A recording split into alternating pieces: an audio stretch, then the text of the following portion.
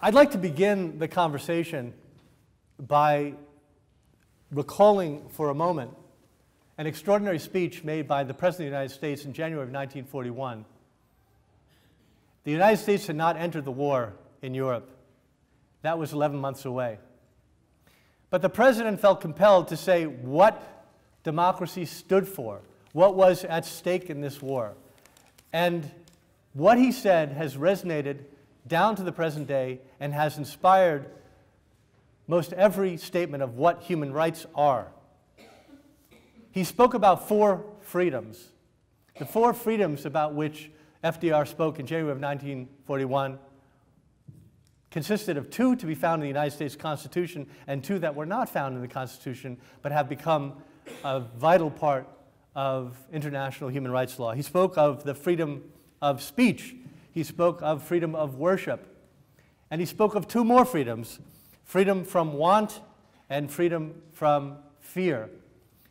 It's the 4 freedoms that inspired a series of events culminating not only in the UN Charter but also in the Universal Declaration of Human Rights of 1948, which is the foundational document of modern human rights. There's much more to tell about the story, and what I'd like to do now is have first Ellie and then Irwin give their own personal perspective on what the UN Charter has meant to them in their professional lives and personal lives, and what the Declaration, the Universal Declaration, has meant. So now I turn it over to Ellie for his remarks. In our Declaration of Independence, in the same sentence that speaks of the commitment of Israel to work for liberty, justice, and peace in light of the vision of the prophets of Israel, in the same sentence it says, Israel will be faithful to the principles of the United Nations Charter. And it's not insignificant. You know, on November 29, 1947, the UN General Assembly decided on the 2 states, the Jewish, that is on the Jewish state in Palestine. My parents left me, I was 5 months, with my grandmother, and they went to dance in the streets of Tel Aviv to mark this event. This is 2 years after the Holocaust, and it's on the ashes of the war, also on the ashes of the League of Nations, which was by and large a failure. And when we were accepted to the UN in 1949, it was a celebration. Also, we re-entered, the Jewish people re-enters the family of nations. And in parallel, the human rights activities were pushed not only by Professor Humphrey, but also by René Cassin, the Jewish French jurist, who was one of the fathers of the Universal Declaration, which we just celebrated its 70th year. And one should mention Raphael Lemkin, the person who coined the genocide term, which became the genocide treaty. And there were others too, of course, in those days, and the Lauterpacht and so. But this short honeymoon with the UN, with the idea of the UN, became very quickly, from the Israeli point of view, a story of disappointment. the alienation became Ben-Gurion, who was the founding father, used to speak of shmum, meaning who cares, let's think about what we should do, not what they will say there in like Success or in New York or somewhere, because what developed, and it developed more in the 60s and 70s, was what's known as the automatic majority. That is that in the United Nations General Assembly, to get a pro-Israeli decision is mostly a mission impossible.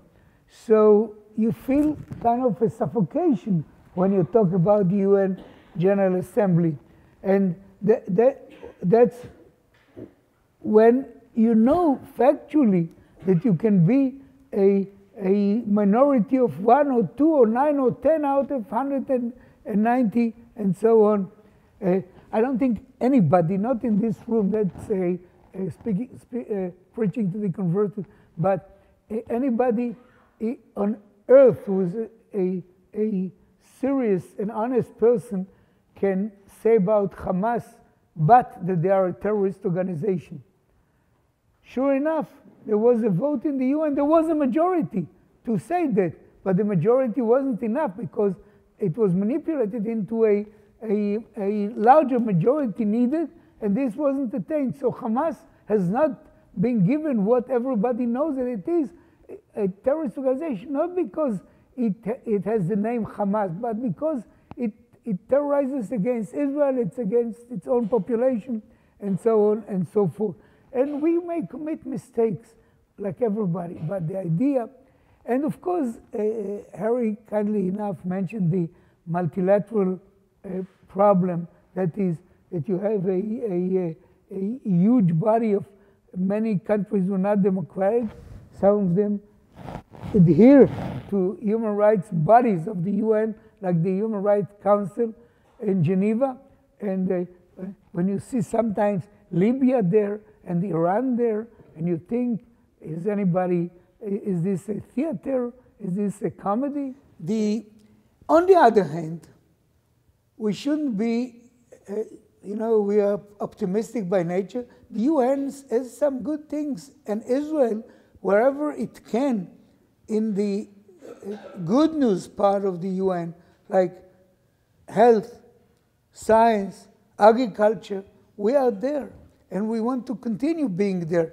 We are not when we criticize the UN, it's not because the idea of the UN is a bad idea. The idea of the UN is a good idea.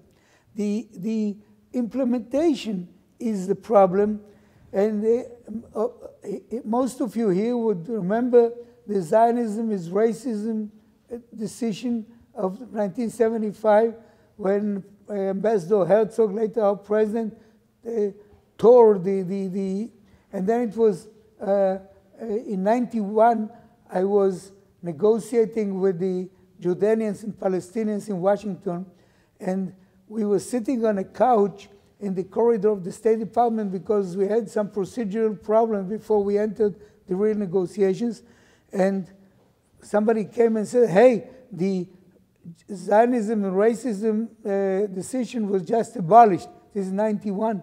And I told my two colleagues, the Jordanian and Palestinian, and Nebach, they say, Mabruk. Mabruk means Mazel Tov. So, give you an example, and I know my time is short. Security. Basically, the founding idea is security. We did a treaty of peace with Egypt in 1978.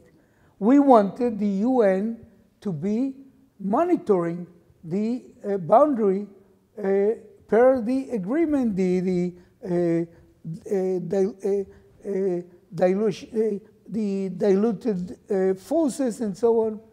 The UN would not do it because Russia at the time, now they are on good relations, so relations with us, they vetoed the idea of a force to monitor the peace, which they didn't like.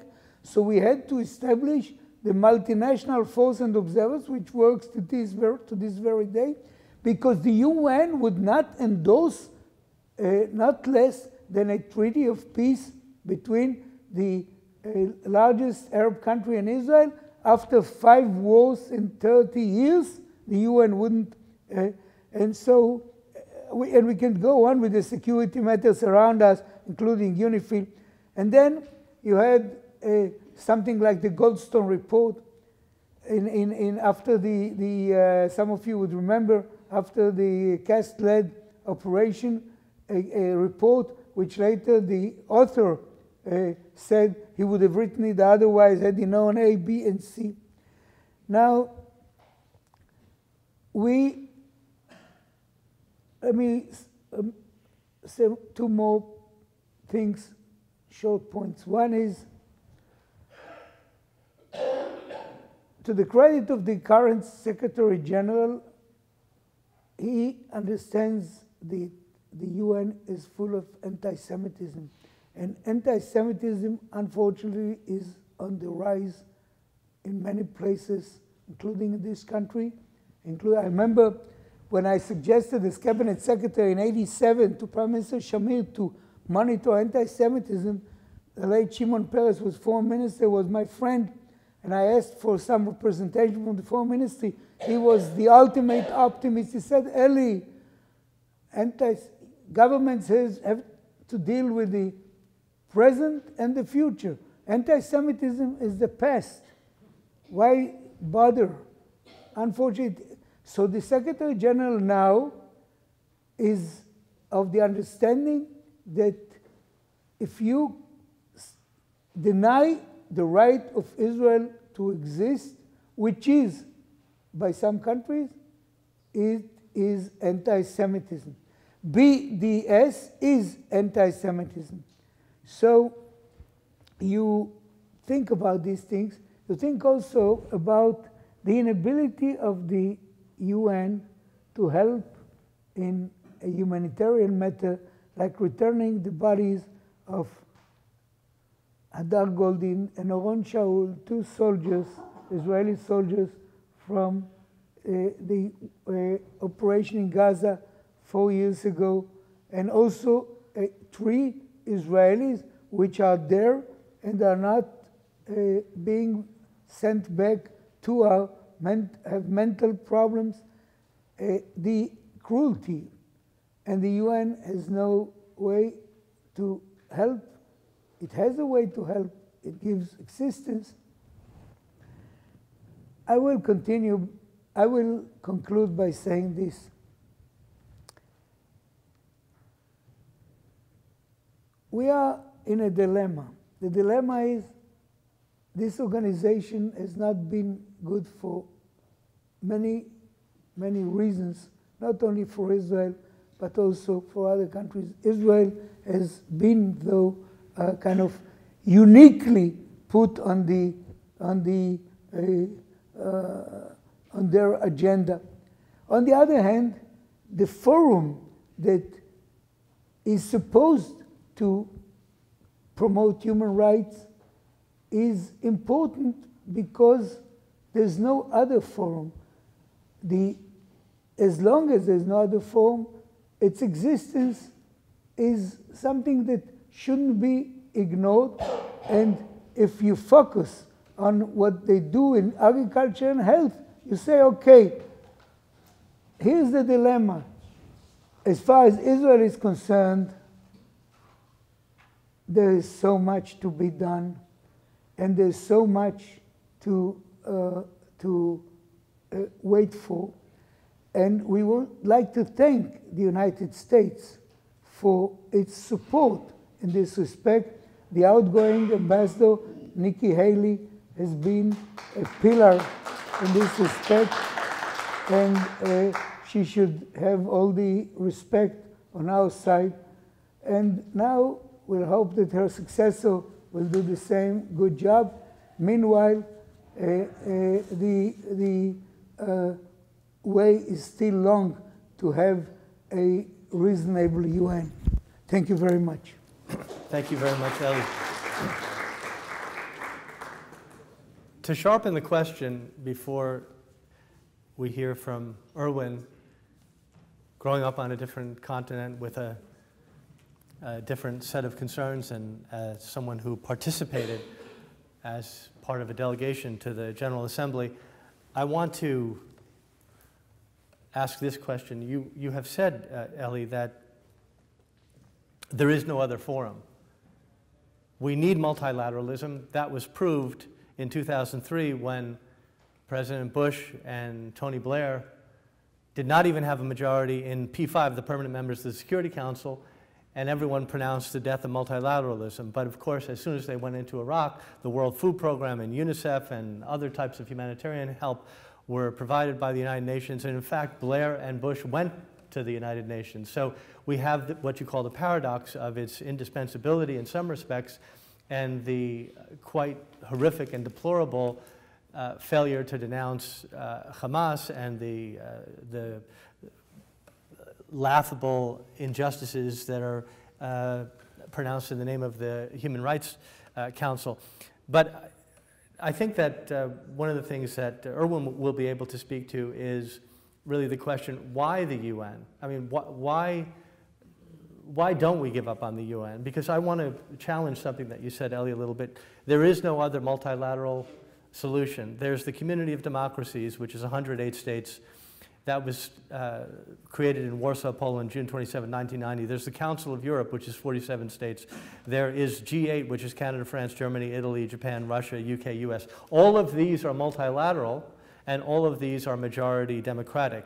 There's NATO, which is 27 states, North Atlantic Treaty Organization. There's the Organization of American States, 35 states. There's the Organization for Security and Cooperation in Europe, 57 states. Many of these have been friendlier to Israel. They're all majority democratic. They're all multilateral. So that leaves the question, why the UN? So I'm hoping that Irwin will tell his story from his own and from a Canadian perspective, and perhaps touch upon the uniqueness of this institution, its relationship to human rights, and perhaps its necessity. So, Irwin. Thanks very much, Dean Ballin. It's a pleasure for me to be here. Ellie Rubinstein, for me, has always been the role model for a diplomat jurist. And indeed, I would characterize him as the most distinguished jurist diplomat that Israel has had. And I want to say not just Israel.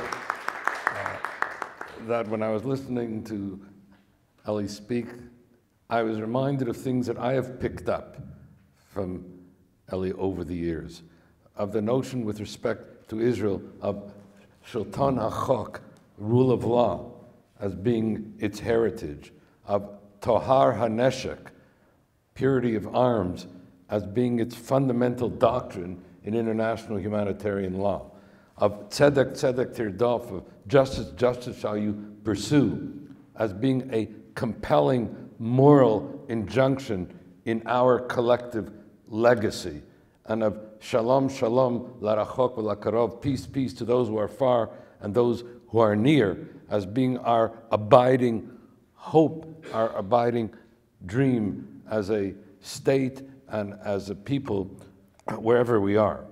Which brings me to the specific question that you put to me about the impact of the universality of human rights in general and its impact on Canada, and if I may say so, its impact also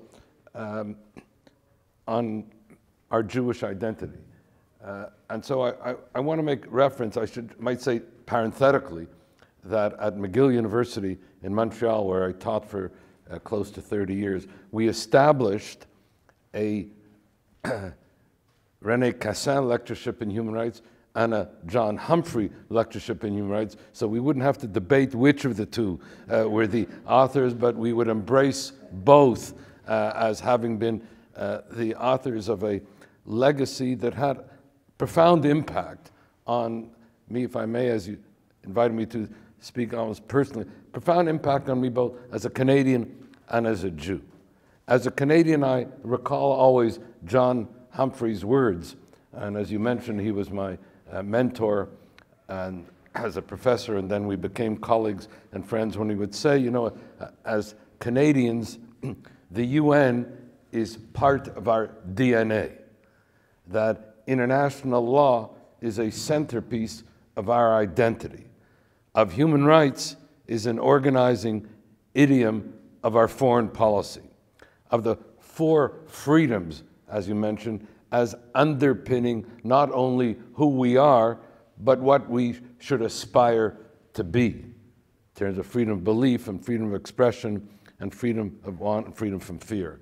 And that had a profound impact on me in that sense, that I think it influenced my becoming a law professor, and not only that, but the areas in which I taught and worked, being constitutional law, human rights law, interestingly enough, law and poverty. That's where you got the freedom from want finding expression. And also in terms of my work later on as a parliamentarian and Minister of Justice and Attorney General, where these same values were part of, again, my learning, if not the legacy that was imparted to me. But no less so, and maybe even more so, in terms of my identity as a Jew. Now, Eli refers to his recalling of his parents, Zichronam Livracha, you know, dancing on the occasion of the UN partition resolution in November 29, 1947. Now, I recall that well. I'm a little bit older than Elyakim. I was, 7 years old at the time. I was a student at Talmud Torah, and I still remember, and I'll never forget, how we had a special assembly in Talmud Torah at the time, how the Israeli flag was raised, how as a 7-year-old we sang Hatikva, how a friend, Norman May, Zichrono Livracha, passed away some 8 months ago, but who then was 12 years old, and who spoke at that assembly, who ended up becoming my mentor, one of my best friends in life. And so we were internalizing at that point, in terms of the UN, a connectability with regard to Israel. And so it was that Israel's rights and its legitimacy can be said to be anchored not only in that General Assembly, that partition resolution of 1947, but even going back. And we have to realize that if you go back to the San Remo Conference, the Treaty Aseb, the League of Nations mandate, it referred to the reconstitution, not the reconstitution of the Jewish people in their homeland, Israel. And the Balfour Declaration, but the Balfour Declaration then went into, and that's what I'm saying, the internationalization of the Balfour Declaration in the League of Nations mandate, which then passed into the UN Charter and effectively was giving expression to the Jews as an indigenous people, something that we ourselves sometimes forget and don't sufficiently affirm. And I was reminded of this when I was Minister of Justice and Attorney General, kind of right after I was sworn in. A group of students asked to see me. They were, at the time, the first students of the first, then we used the term Aboriginal, now it's been changed to Indigenous in the last 2 years. They were the first Aboriginal law school from Kitsarak and Nunavut in the north. And I'll never forget that exchange, because they said to me when we met, Professor Cotler, we're not just law students. We're Aboriginal law students. We come with a past, with a history, with a heritage, with our own culture, our own religion, our own languages, our own spirituality, and our own indigenous legal system. And we've been dislocated from all that. We've been dispossessed from our land our history, our heritage, our culture, our language. And in whatever we do, we have a great deal of pain because we believe that the Canadian government and the Canadian people don't understand who we are, where we've come from, and what we aspire to be. And so I said to them at that point, I said, I'll share with you a parable that comes out of my tradition, but come other traditions. That's where the student goes to his or her rabbi and they say, Rabbi, we love you. And the rabbi says, do you know what hurts me? And the students say, Rabbi, why do you ask if we know what hurts you? If we tell you we love you? And the rabbi says, because if you don't know what hurts me, you can't tell me you love me. Now that's a profound principle for human relationships. But as I told them, this will be the principle by which we as a government and as a parliament will try to relate to you, the indigenous people. And then I said to them something else, and it relates to our entire theme here. I said, at the risk of being presumptive, if not pretentious, I also come from an indigenous people, a people that still inhabits the same land, embraces the same religion, studies the same Bible, hearkens to the same prophets, speaks the same indigenous language, Hebrew, and bears the same indigenous name, Israel, as we did 4,000 years ago. Whereupon they came up to me and they said, we thought this was going to be another blah blah lecture with another white law professor. Welcome one indigenous people to another. And throughout my mandate as Minister of Justice and Attorney General, whenever the occasion allowed for it, not only in meetings with indigenous peoples, but with others, I made reference to this. And I share this with you because it's very important to speak out of our own authenticity. It's very important to give expression to that authenticity. And what has been lost in all that is the notion of the Jewish people as an indigenous people in Israel, of Israel as the indigenous expression of our peoplehood, of international law, speaking about the reconstitution of this indigenous Jewish people in its indigenous homeland, Israel. I say this because, as Eli mentioned, 1975 and the UN Zionism is Racism resolution turned all this on its head. And it didn't happen accidentally, because at the time we were beginning what Father Robert Drinan, former congressman here in the States, spoke of as the history and hopes of the human rights revolution. That was the title of his book at the time. And human rights was emerging then as the new secular religion of our time.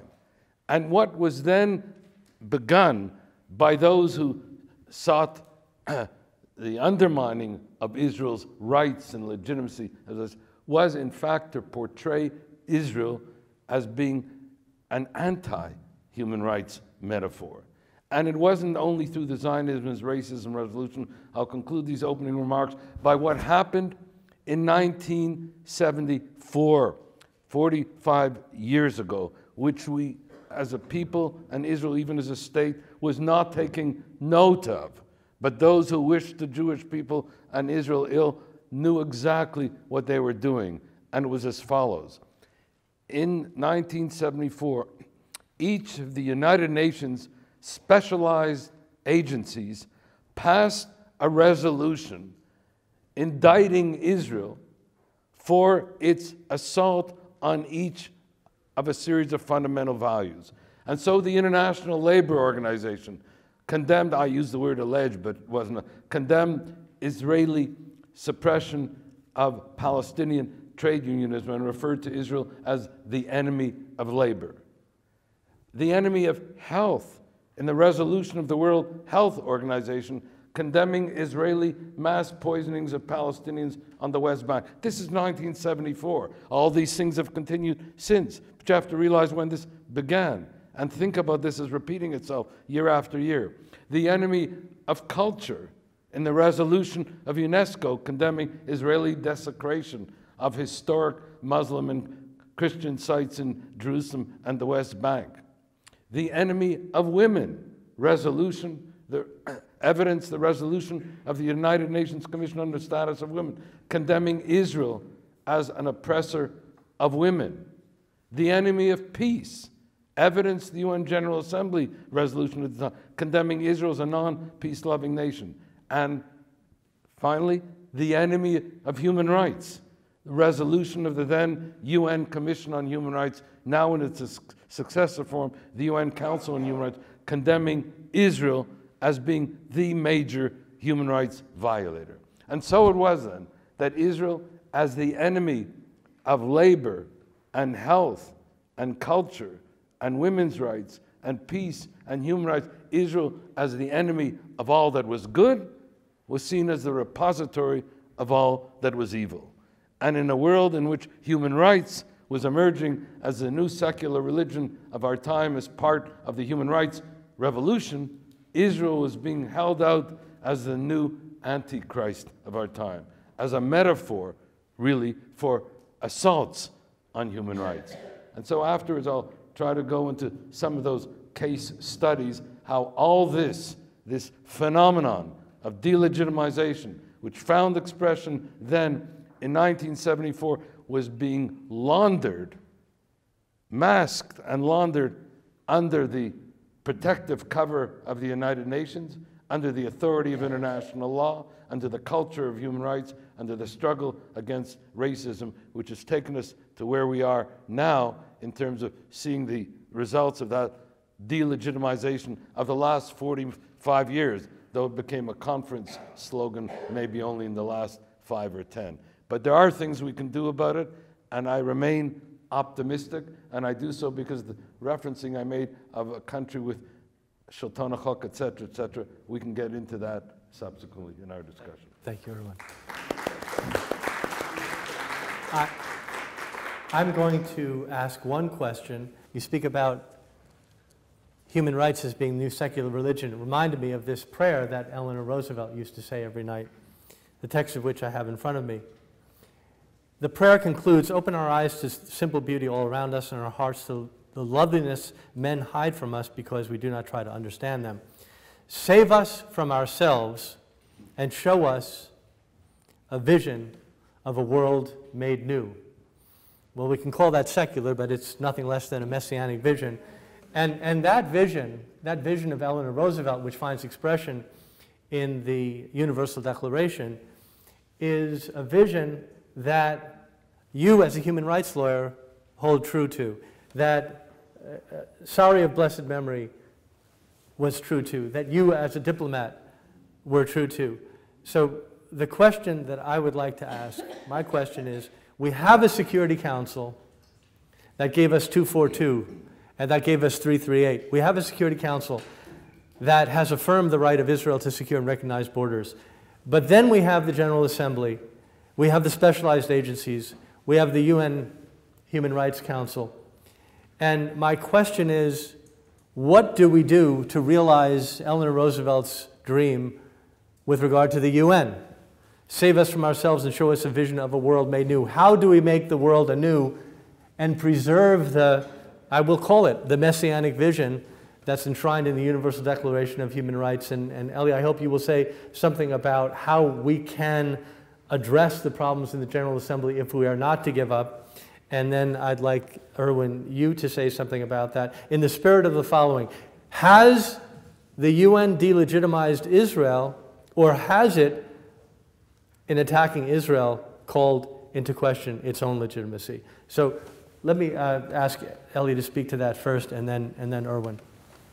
You know, you mentioned Harry, you mentioned 242 at the time. Now people forget about it because it doesn't mention the Palestinians, so they don't push it that much. But when we were negotiating over the years, and I was in all the fronts of negotiations, 242 was always looming high. And when I was number 2 at the embassy in Washington in the mid-'80s, my wife said I was 38 or so, go and have a checkup, which I never had before. And the doctor calls me, it's a Jewish doctor in Washington, and says, you're all fine except that you have somewhat high cholesterol. I said, what's the number? He said, 242. I said, for an Israeli diplomat, a great number. It's good you don't give me 338, which was the other resolution. And he said, what do you mean? And thereafter, whenever we were talking with the Palestinians, Judaians on 242, I said, for me, it's just cholesterol. And by the way, sometimes nice things, the Jordanian crown prince at the time, Hassan, whom I'm friendly with today, also once inscribed a book of his to me in Hebrew, Shalom, Shalom larachok velakarov, Amar Hashem. Peace, peace to the far and near, says the Almighty. That was something which, in any case, I would like to take 1 minute mentioning our Supreme Court, because a major part of the work of the Israeli Supreme Court, and I think it's known to many people here, is human rights. And the mechanism is that you can petition right to the Supreme Court on anything connected with government or Knesset decisions without going through the echelon of courts. So matters like gender, state and religion, equality of minorities, questions of government apportions, government land allocation, all these questions, and the rights of Palestinians from the territories who can petition, despite the fact that international law doesn't necessitate it, they can petition to the Supreme Court on their grudges, questions of settlement. The settlers can petition. And there's no need for standing, which means you don't have to show your own relations to the case. You can be a human rights organization, you can be a parliamentarian, you could be anybody from the street petitioning for against a government decision of this or that kind.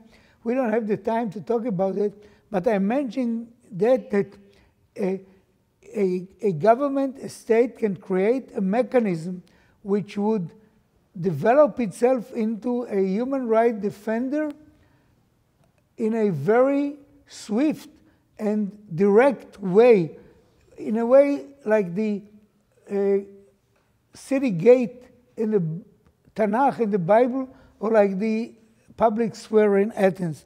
As far as the way to work with the UN, within the UN, the question is whether the patience, the ability to work in a way that will make some of the countries with whom we clandestinely work also say what they say to us privately, publicly. We now have a kind of a romance, kind of a relationship with Arab countries which are not, and the reason we have it is because they are afraid of Iran, and they see us as one of the most important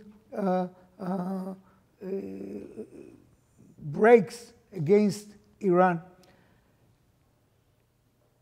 None of them, so far, almost none of them. Prime Minister Netanyahu was in Oman recently, so they did something publicly. Many of them, and you feel very frustrated that you talk to them privately, they support what you say, and it comes to a vote, that's not the case. Same with some African countries. I was just talking to one of our ambassadors to Africa. The country he is accredited to, they promised A, B, and C on Hamas. When the day came, it was against. So the question is, can you change this tide and have them say what it seems that they really think, if that's what they whisper in your ear? I think that this is one of the ways to work in the UN. I'm not optimistic this is going to happen in a day or two, but I'll just give you one example, and I'll rest my case. India, a super important country, a huge country with which we now have a very good relations, which expresses itself in many ways.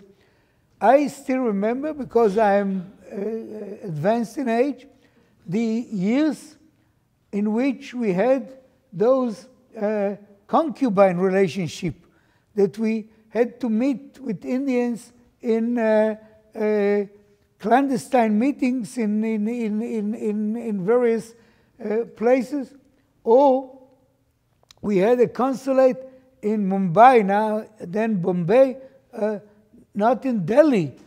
Delhi was the capital, but we were invited only to the back door, not to without being unnice to Mumbai. And that was the way. This means that over time, this can happen. China. I still remember how with China we had to find all kinds of my late father had a client who used to say, let's speak Dugri. Dugri in Arabic means straight. He used to say, my father was a tax accountant. That guy didn't want to pay taxes. Let's speak Dugri. So I mentioned it to Prime Minister Shamir. One night he calls me, he had an idea which I didn't like. I said, let me tell you Dugri. He says, with the hand or without the hand? So this Dugri was with Russia. Meetings were, the Russian ambassador in Washington, when somebody met with him, it was a big deal at the time. Dobrynin was the mythological ambassador. Now Putin and Netanyahu meet all the time. I'm not sure they always see eye to eye. By the way, speaking of eye to eye, and I'll finish by that, Shamir, was not too tall. And the Philippines had a mythological foreign minister by the name of Romulo, who was one of the founders of the United Nations in 1945. And I attended a meeting between Shamir and Romulo. And as Shamir entered the room, Romulo said, he was also not too tall. He says to Shamir, now we can see eye to eye. So I'd like us to see eye to eye with some more people. Okay. Thank you. Thank you, Eli. So let me just very quickly say that the real problem is not the delegitimization of Israel. It is an issue, of course. But if we try to address it that way, we will not be able to redress it. The best way to redress it is to say that the laundering of that delegitimization under the authority of universal values, under the protective cover of the UN, under the authority of international law, under the culture of human rights, struggle against, what it's doing is it's impugning the integrity of the UN. If you care about the UN, then you should really be troubled by the fact that the UN General Assembly, now as we meet, is once again about to adopt 20 resolutions condemnatory of one state in the world, happens to be Israel, as you know, and 4 resolutions against the rest of the world combined. And so we should worry about not only the singling out of one member state for differential and discriminatory indictment. That would be bad enough and is itself an assault on the charter and the founding ideals of the UN. But giving exculpatory immunity to the major human rights violators, which is a standing injustice and standing danger in and of itself. That's how we should be making the case. When you have, for example, the laundering of delegitimization under the authority of international law, I don't know how many of us know that the state parties to the Geneva Convention have met 3 times in the last 50 years to put one state in the docket. That state is not North Korea, it's not Syria, it's not Russia. That state, and the only state in 50 years of the convening of the state parties to the convening of Geneva that has been put in the docket is Israel. Now, if that's what is being taught, and it is being taught in the law schools of the country, then what we are being engaged in here is a misrepresentation of the ideals and the norms and the values of the UN and the Universal Declaration of Human Rights. In other words, we're not only impugning the integrity of the United Nations, we're undermining the authority of international law. We're corrupting the culture of human rights when over 50% of the resolutions of the body that is charged with the mandate for the promotion and protection of human rights singles out one state for discriminatory treatment and the like. And as far as the struggle against racism, everybody here understands the importance of the struggle against racism. And the worst thing you can say about any individual is to call them a racist. The very label supplies the indictment. Nothing else is required. So what should one say when what we have with regard to Israel is not simply Zionism is racism, but the continuing reference to Israel as an apartheid state? Now, apartheid is defined in international law as a crime against humanity. So if you say Israel is an apartheid state, then you say it has no right to be. And if you add to it, it is not only an apartheid state, but a Nazi or genocidal state, then you're saying not only does it have no right to be, but in fact, we have to make sure that it has no right to be, because the international community should not tolerate apartheid Nazi states. And our position has to be, you are demeaning the whole meaning of what apartheid and Nazism is all about by that kind of joint indictment of Israel. So you are corrupting again the universal values of the Universal Declaration of Human Rights, etc., all the things you understand. So to sum up, what we need to do is we have to say delegitimization of Israel is not this. If you just focus on the delegitimization of Israel, people will say, you know what? Israel should be delegitimized. Look at what it's doing, A, B, C, and D. What we have to focus upon is the laundering, false laundering of that delegitimization on the things that people claim they do care about. As I say, the UN, international law, culture of human rights, struggle against racism.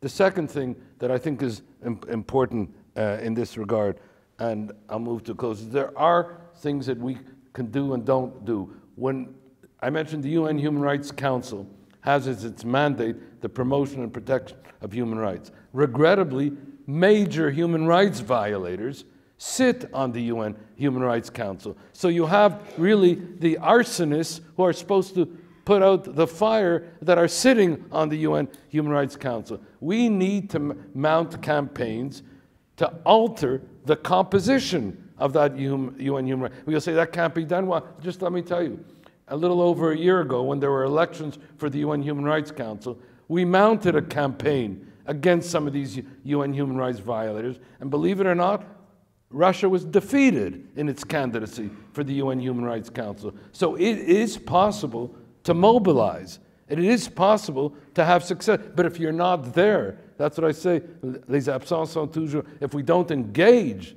if we don't do these things, we won't be able to affect. And final thing, and it's an interesting exchange, and I'll close with this, if I may. It took place 10 years ago, but it's repeated itself ever since. I was speaking to a group of lawyers, and my title was The Genocide Convention 60 years later. What have we learned? Now we just commemorated not only Universal Declaration of Human Rights, the Genocide Convention 70 years later. And I gave the 5 lessons. And after I finished, a woman lawyer whom I knew, she had worked with me when I was a Minister of Justice, got up and said, Professor Cotler, you've talked about the 5 lessons to be learned from the Genocide Convention. I talked about the dangers of state sanction, incitement, etc. She said, but you didn't mention a word about Palestinian suffering. You didn't mention a word about the Nakba. Can you Tell us why you didn't speak at all about the suffering of the Palestinian people, about the Nakba, the catastrophe to the Palestinian people. And here I go back to what Elyakim said earlier. I said, you're right, the Palestinians have suffered and continue to suffer. I said, you're right, the Palestinians have suffered a Nakba and a catastrophe. I said, but what happened? Let's ask ourselves, 70 years ago. 70 years ago, the United Nations adopted a partition resolution recommending the partition of then mandatory Palestine into two states, a Jewish state and a Palestinian Arab state. The Jewish leadership at the time accepted it. The Palestinians and the Arabs rejected it.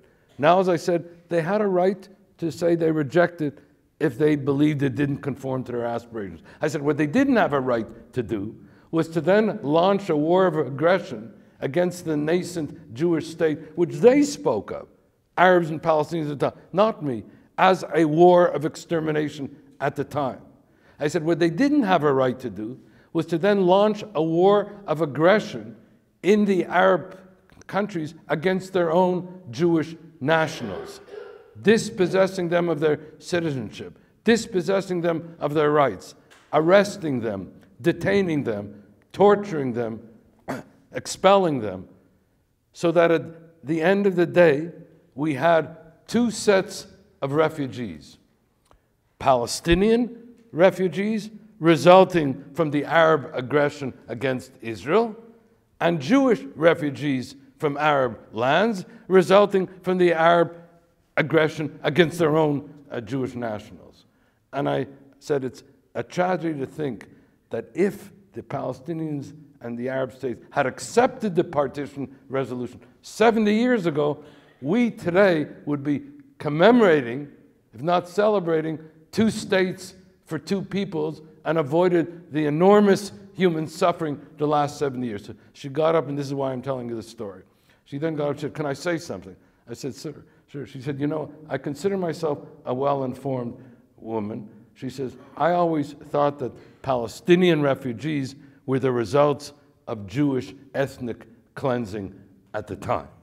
She said, "I thought I knew about the Middle East conflict, but frankly, this is the first time I've ever heard about Jewish refugees from Arab countries."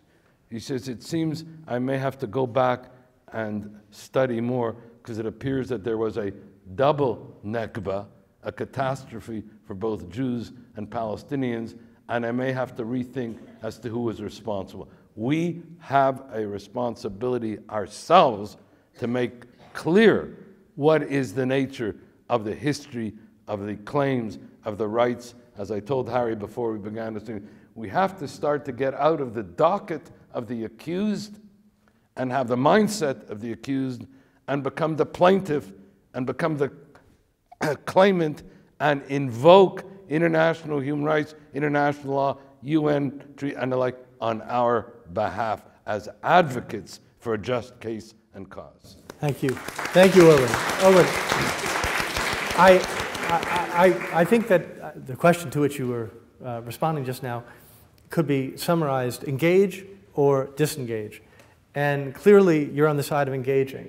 Now, that is a bold statement. And in a moment, I'm going to turn it over to Ellie for the last word on this subject. But I just want to point out that we're talking about, in the case of, not the Security Council for the moment, in the case of the General Assembly, the specialized agencies, the UN Human Rights Council you spoke about, but in the case of the General Assembly, to my knowledge, every one of its emergency measures has been against Israel, and there has never been an emergency measure against Syria, notwithstanding killing 100,000 of its own people. There was never an emergency measure in the General Assembly against Rwanda. There was never an emergency measure in the General Assembly against Sudan. So we are optimists. We established that. The three of us are optimists. Your answer is engage. It's also expose and unmask as part of the engagement. Engage, expose, unmask. Now, on the question of engage or disengage, Ellie, which is really the question of the evening, where do you come out? Engage or disengage? Engaging doesn't mean accepting. Engaging means also fighting, not having any fear, Al tira ve'al tifcha, don't be afraid to bet when you, to bang on the table, not like Khrushchev, the Russian leader with his shoe, but to bang on the table in a more civilized way, to raise your voice, and to cooperate. There are two UNs in a way, because there's also the specialized agencies that some of them do good, health-wise, agriculture-wise. We are there, we should be there. But in the political game, you have to be pragmatic. You have to say, we are here because we want to raise our voice. We are here because we hope that one day those that talk to us clandestinely will talk to us publicly. We have to fight. And it's good to give a good fight. And I think our people now know much better to give a good fight. And the US gives a good fight. And with God's help, we'll succeed. Thank you, Eli. I think we have an answer to the question. The question was engage or don't engage, and what I've been told by both of our discussants is that's the wrong question. The question is not merely whether we should engage, but the question is how do we engage, and the engagement, in Irwin's words, is engagement and expose and unmask, and in Eli's words, engage and fight and advocate. So I think the votes are 2-0 for engagement, but only engagement that is accompanied by exposure, unmasking, advocacy, and fighting for what is right.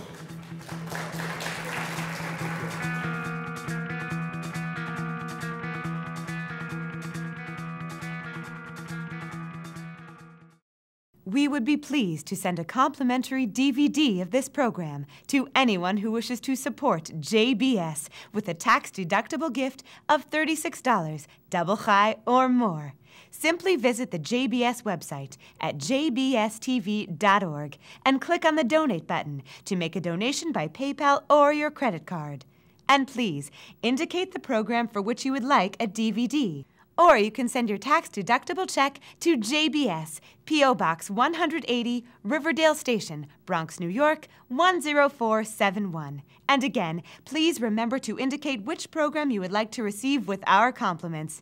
And we thank you for your kind support.